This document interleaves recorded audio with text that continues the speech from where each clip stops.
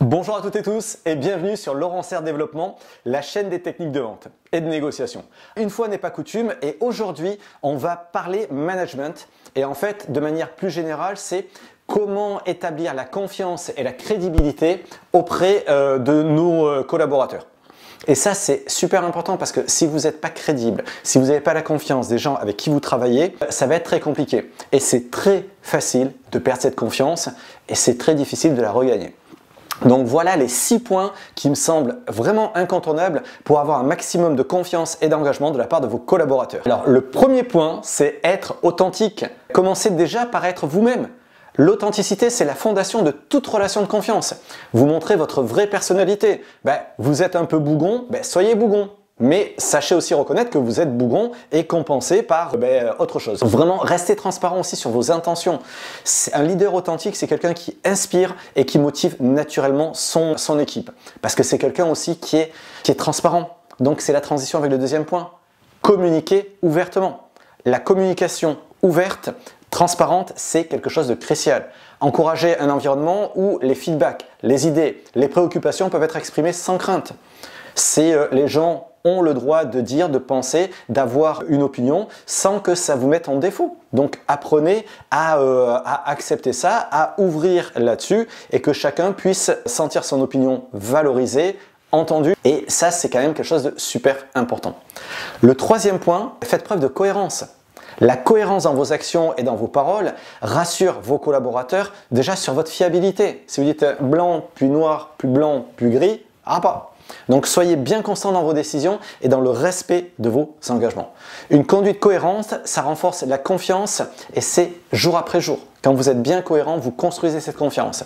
Dès que vous revenez sur vos pas sans en plus reconnaître que vous revenez sur vos pas, vous détruisez ça et on détruit plus facilement que ce qu'on construit. Ensuite, le quatrième point, donnez aux autres les moyens d'agir. Souvent, on veut des collaborateurs qui sont autonomes. Ok.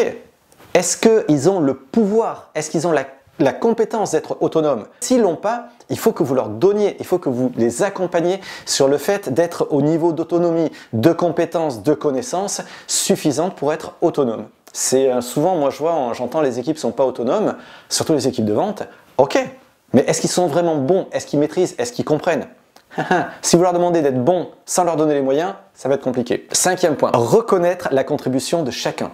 Chaque membre de l'équipe a un rôle important à jouer. Quel que soit son poste, s'il est là, s'il existe, c'est qu'il a un rôle important à jouer. Alors, il y a Zoé Shepard, je vous laisse chercher sur internet qui elle est, qui a pointé du doigt un certain nombre d'institutions où il y avait des gens qui n'avaient pas vraiment de rôle à jouer. Mais ça, c'est encore autre chose. Donc, nous, dans nos entreprises, tout le monde a un rôle à tenir. Et bien, quand les gens tiennent bien leur rôle, reconnaissez-les, félicitez-les et faites-en profiter les autres. Si ce sont des gens en plus qui ne sont pas très visibles du reste de l'équipe, n'hésitez pas à les mettre en avant. Sixième point, favorisez les relations dans l'équipe. Encouragez les interactions, non seulement professionnelles, mais aussi personnelles au sein de votre équipe. Et si vous avez des gens qui ont les mêmes centres d'intérêt, n'hésitez pas à leur signaler.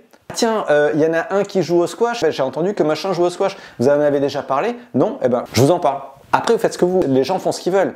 Et vous n'êtes pas là pour marier les gens ensemble, mais essayez de favoriser une interaction qui soit au-delà du professionnel et vous allez voir, ça crée un climat qui est très constructif, très agréable, parce que les gens s'apprécient au-delà du simple poste, du simple rôle qu'on leur a confié. C'était 6 conseils, moi, qui me semblent pas trop difficile à mettre en œuvre et en même temps destructeurs s'ils ne sont pas mis en œuvre.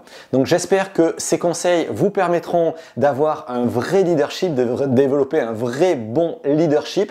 Si vous êtes collaborateur et que vous avez envie que votre directeur commercial ou responsable ou dirigeant applique ça, n'hésitez pas à lui transférer la vidéo, je ne sais pas si c'est le plus diplomatique, mais éventuellement à prendre chacun de ces points et à essayer vous-même de les mettre en place dans l'équipe, parce que pourquoi pas, ça peut être aussi quelque chose de très très bon. Ça vous permet aussi, je pense, d'avoir une bonne visibilité de la part de la direction, parce que les gens qui ne sont pas aux responsabilités et qui mettent ce genre de points en avant, et en tout cas qui les font vivre sur le terrain sans repérer, je peux vous le dire, mais j'en suis certain.